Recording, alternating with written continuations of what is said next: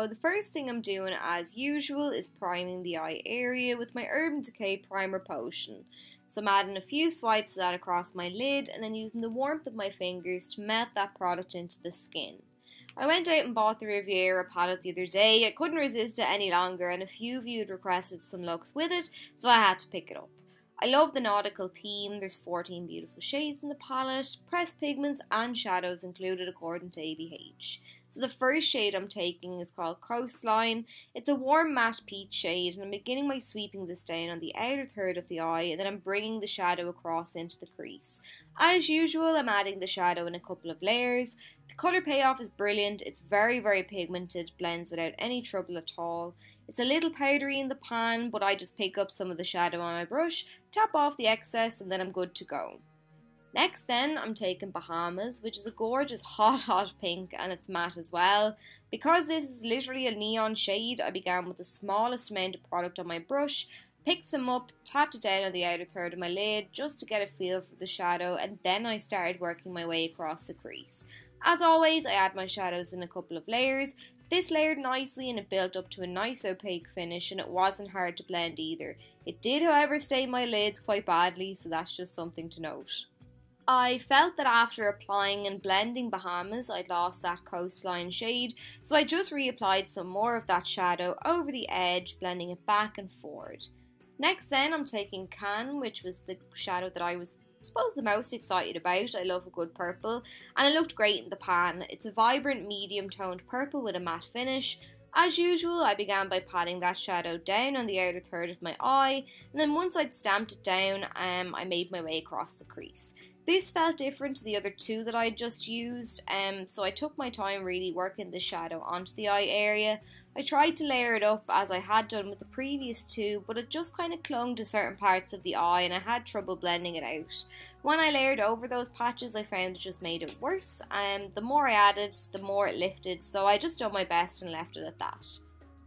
After blending again, I felt I'd lost the intensity of that pink shade, so I went in and reapplied that.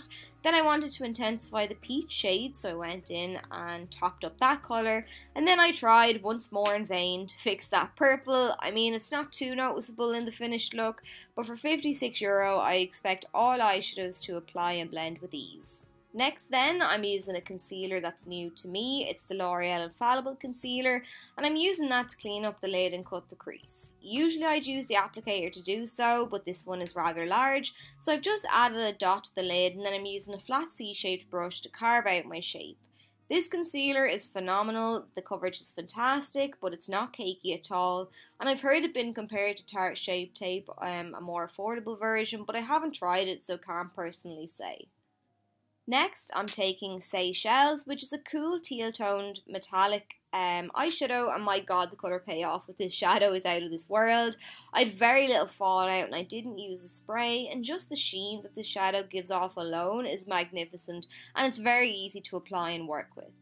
Then I'm taking Mediterranean, which is a deep metallic kind of purpley blue, a little chunkier than the previous shade, but again, applied easily enough. Didn't use a spray and it gives off the most beautiful metallic sheen. Very impressed with these two shades in particular. Just so that there isn't a harsh divide between the matte and metallics, I'm sweeping some more of that purple towards the Mediterranean shade, and also in a bid to fix that patch which I'm clearly in denial about. After much work, you can see there is still a small patch on the outer edge of the eye, and I just couldn't fix it. Again, something to note with that shade in particular, it's not too apparent, but I'm very picky and the little patch grated on me. For the lower lash line, I'm going in with that peachy shade on a bullet-shaped brush, and I'm sweeping that along the lower lash line. Switching then to a smaller pencil brush, I'm applying that pink shade, and I'm kind of stamping the shadow on to begin with, just because I don't want it to go everywhere, and once I've got it along the lash line, I'm very carefully blending it out. Finally then, I'm adding that purple along the lash line, and as per, there was a bit of patchiness. I managed to get it looking kind of presentable enough except for the outer third. I couldn't just fix that with layering, so I left it. I wanted to add something to the inner corner, a nice pop, but didn't want to use the deep gold, so I went for this mad yellow called Inheritance. It's a warm metallic yellow and it's a dream to work with. For my waterline then, I'm taking the Urban Decay 24/7 Glide On Eye Pencil in the shade Love Drug. I didn't want to use a black or a white, I wanted to keep that kind of purpley theme, so I went with this liner. Finally then, to add a bit of a lift to under the arch of the brow, I went in and applied Sails, which is a bone white, and I'll get so much use out of this shade. It's extremely pigmented. But then that's it. Once you have your lashes and mascara on, you're good to go. So I hope you enjoyed the video, and I'll catch you all soon.